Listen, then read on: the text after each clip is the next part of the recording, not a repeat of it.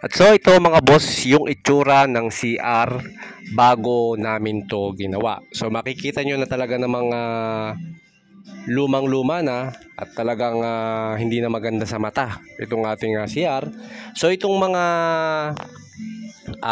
plumbing nito ay hindi na pala namin binago dahil hindi naman na pinabago ng may-ari. So hinayaan na lang namin yung dating layout ng plumbing na ito. Ayan mga boss. At ito naman ngayon mga boss ang itsura niya nung natapos na. So nakikita ninyo naman talagang napakalayo, napakalaki ng pinag-iba.